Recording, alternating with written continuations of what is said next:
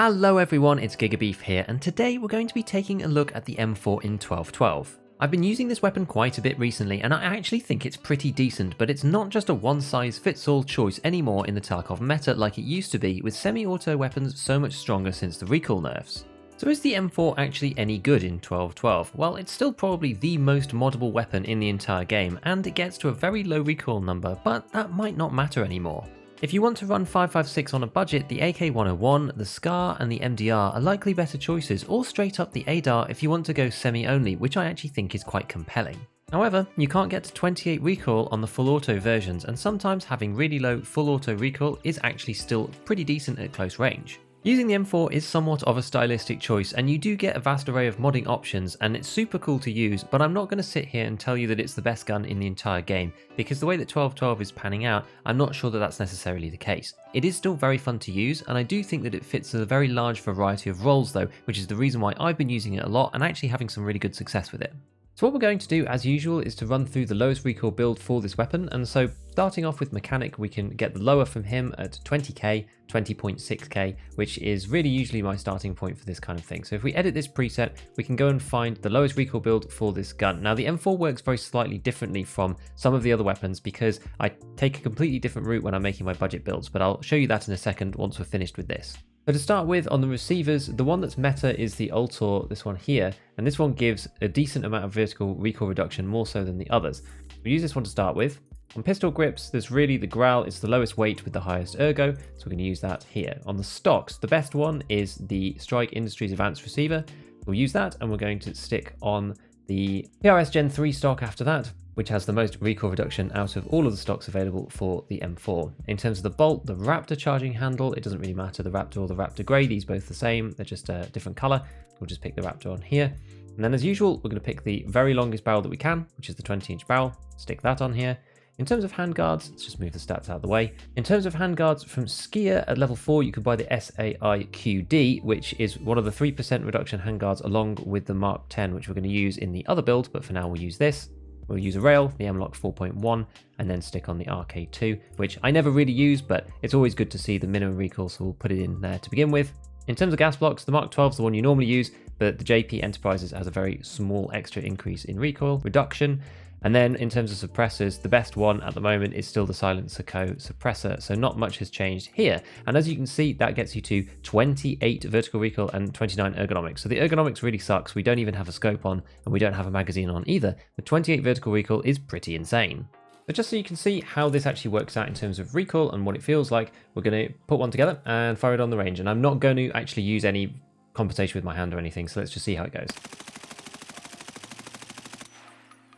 And here kind of in lies the issue that a lot of people have with the M4 right now, is that even when you've got really low recoil build, it doesn't actually help all that much. Let's just try and compensate.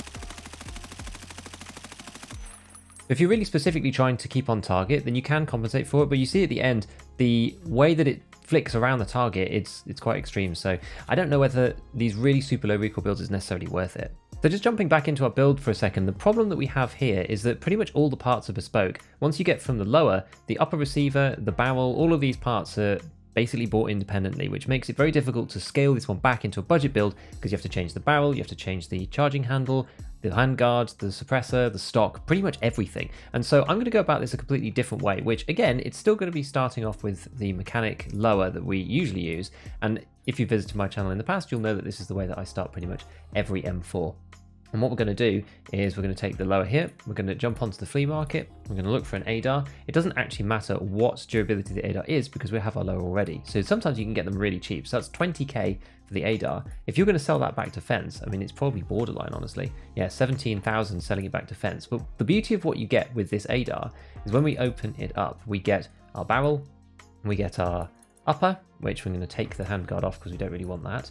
And the other things that we do want are the tube and the ADAR charging handle. Now these parts are the important pieces, and the barrels themselves, if you're going to go and buy one, they're about 17,000. So you can see from Skier you can buy them for 18k. We've managed to buy a whole ADAR with all of these parts for 22,000 off the fleet. So what we're going to do is we're going to stick that into the upper there. We're going to put it on the M4 lower instead, and then we're going to add the charging handle and the buffer tube as well, and then take off this older gas block because we don't want this getting in the way when it sticks up. It does work with some sites, but not with all of them. So now what we've got, also we want to take off the ADAR compensator as well. So now that we have this is basically the starting point that I use for pretty much all of my guns. And this is cheaper than going this route where you buy an M4 and then try to mod it. I much prefer doing it the ADAR route because if you go and have a look at good M4s on the flea market, about 47,000, and the combination of buying a 22k ADAR and a 20k lower is actually slightly better. To be honest, that's quite cheap for M4s. They normally go for 60. So if they're going for 40, then you might be able to buy one just straight off the flea. But anyway, let's go into edit preset and see what we can do with this guy. So what I usually do here, and this is the build that I've been running, is we're going to use the Mark 12, which you can buy that straight away at the beginning of the game, which is very, very useful. In terms of the pistol grips, we're not going to use anything fancy, we're just going to use the OMRG. You can get one that's slightly better if you want to, but I usually use these because most of these parts come from Peacekeeper 3. Before you get Peacekeeper 3, it's very difficult to mod the M4 in a good way. Once you get Peacekeeper 3, you get access to these. You also get access to the stock, which is my favorite stock for this platform, which is the Magpul MOE carbines. I like the stealth grey one at the moment. Sometimes I like green, it just depends. And this one with the butt pad is one of the best stocks in the game as a balance between vertical recoil and ergonomics. So I use it on pretty much every build, as I said in the last modding video that I did. In terms of handguards, then the better equivalent for the SAI, which has the same recoil reduction, you see this reduces the vertical recoil by 4. The Mark 10 also reduces it by 4, but you don't get an extra 4 ergonomics from the Mark 10. But that's okay, because we're going for something that's slightly cheaper, and the SAI is about 40,000 on its own. The Alexander Arms 10-inch rail used to be on Mechanic 4, which was the problem with this handguard. You couldn't use it until much later on. But now that it's on Mechanic 3, now we can use it straight away. One interesting thing about this is that you can actually use the CQR if you want to. This, I think, is a little bit expensive for what it gives, so we're going to, as usual, use the RVG Black. From here, we can pick a suppressor of our choice. The one that I usually tend to use is the Knights Armament QDC compensator, and then one of either the NT4 FDE or the NT4 Black, depending on which one is cheaper. As per the usual tricks of this, you can go right-click, link search, and then look for the muzzle devices and suppressors, and you can see which one's cheapest at the time. At the moment, it's this one for 25k. We can buy one of those, and then we can install the black version on the end, and that pretty much completes our build, and that gets us to 49 ergonomics and 56 vertical recoil, which back in the day before 12.12 used to be really good.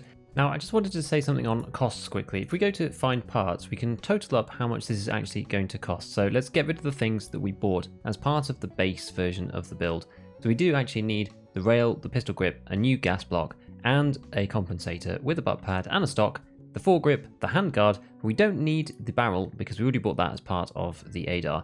We don't need an M4 because we're actually going to buy a lower instead. The charging handle isn't on the flea, but that's okay because we got that as part of the ADAR too, as did this. So we got 84,500 for all of the mods, plus on top of that we need to buy an ADAR, and plus on top of that we need to buy a Colt M4A1 lower.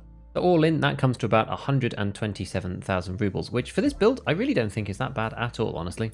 Now the way that I've been balancing this gun in my raids is I've been attaching a laser, and usually I just use the NC Star Blue and I turn it off most of the time.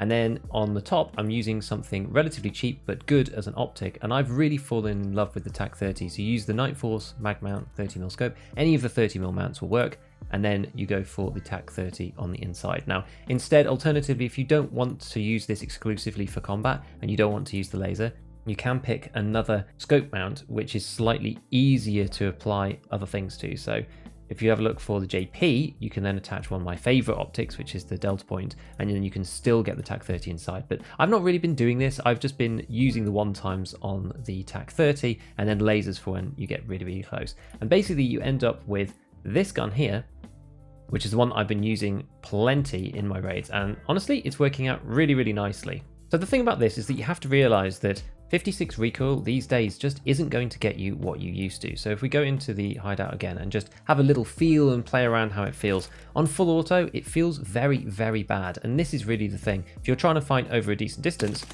and I'm not compensating, honestly it doesn't feel actually that different to the 28 recoil version, but it doesn't really work. It's very, very hard to actually keep it on target over a long distance. Whoops, let's keep it on full auto. You're just going, the rounds are just going everywhere. And if you try and do the same thing through a scope or an optic, when you're looking on the 1x and you put it on full auto again, you can't even see your target for the first set of spraying. So you might say, well, is this gun really useless? And I just think that people's expectation around the M4 needs to change a little bit. What I've been doing is using it on semi, as you can see, because that's the mode I've got it in at the moment. I've been having the laser off and only using it at point blank. I've been using it in semi-auto, and if you use it in semi-auto, you can actually get off pretty rapid shots, because 56 recoil is not terrible for a semi-auto weapon, and with a 30 round magazine, you have plenty of opportunities to shoot people. Now, where do you need the laser and why is the M4 any good? Why not just use something like the ADAR? Well, you absolutely could, but I quite like having a 30 round magazine, and if you come up with somebody at close range or you're inside buildings or something, you can turn the laser on and then you can spray them down, and at point blank, having the 800 RPM actually really helps. And so that combination between having long range semi-auto power using 55A1 from Skier 4 or from Peacekeeper 4 if you want to buy it a little bit early is really, really good, and then being able to shoot people at close range. 56A1, it still works as well, and you get that at Peacekeeper 2 after completing some quests, so you can still make it work fairly early once you have Peacekeeper 3 and all the upgrades to actually make something relatively decent. Otherwise, as I said, if you want to go for budget, you should probably choose one of the other 5.56 weapons that fires at a lower RPM and is easier to mod, like the 101 or the MDR or the SCAR. So finally, I'm just going to show you a bit of gameplay in action. I had a really great woods raid with this weapon in particular, which I'm going to put on now so you can see exactly how it works out in practice. But I believe that if you change your playstyle a little bit, you can really have a lot of fun with the M4, even though I know that a lot of people have consigned it to the grave and said this weapon is useless now, etc., etc. And again, I don't think it's necessarily the best weapon in the game, but I think it gives you a lot of flexibility. And once you have Peacekeeper 3, you can budget mod it and you don't need the insane recoils because you're using it mostly on semi, and you can have a good time.